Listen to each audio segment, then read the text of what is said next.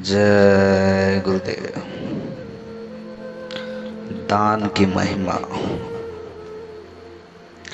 कि एक भिखारी सुबह सुबह भीख मांगने निकला।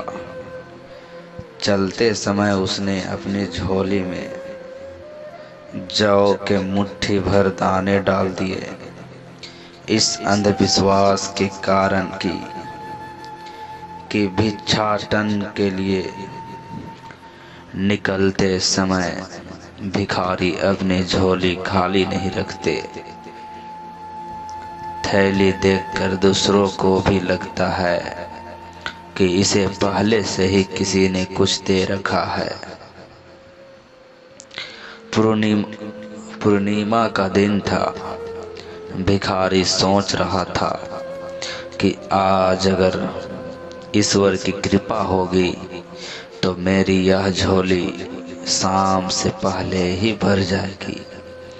अचानक सामने से राजपथ पर उसी देश के राजा की सवारी आती हुई दिखाई दी। भिखारी खुश हो गया। उसने सोचा कि राजा के दर्शन और उनसे मिलने वाले दान से आज तो उसकी सारी दरिद्रता दूर हो जाएंगी और उसका जीवन संवर जाएगा। जैसे जैसे राजा की सवारी निकट आती गई, भिखारी की कल्पना और उत्तेजना भी बढ़ती गई। जैसे ही राजा का रथ भिखारी के निकट आया, राजा ने अपना रथ रुकवाया और उतरकर उसके निकट पहुंचे। भिखारी की तो मानो सांसें ही रुकने लगी, लेकिन राजा ने उसे कुछ देने के बदले उल्टे अपने बहुमूल्य चादर उसके सामने फैला दी और उससे भीख की याचना करने लगा। भिखारी को समझ नहीं आ रहा कि वह क्या करे। अभी वह सोच ही रहा था कि राजा ने पुनः याचना की। भिखारी ने अपनी झोली में हाथ डाला, मगर हमेशा दूसरों से लेने वाला मन देने को राजी नहीं हो रहा था।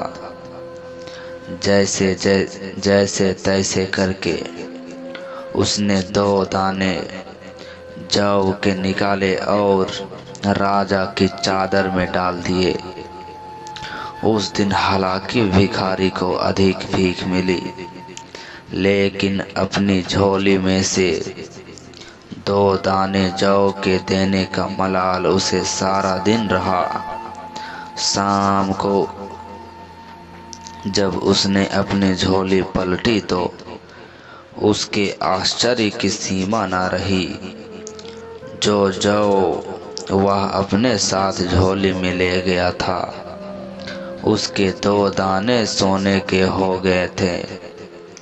अब उसे समझ में आया कि यह दान की महिमा के कारण ही हुआ। वह पछताया कि काश उस समय उसने राजा को और अधिक जौ दे दिए होते, लेकिन दे नहीं सका, क्योंकि उसकी देने की आदत जो नहीं थी। वो भिखारी हमेशा किसी सबसे मांगते रहता, किसी को देने के बारे में भी नहीं सोचता।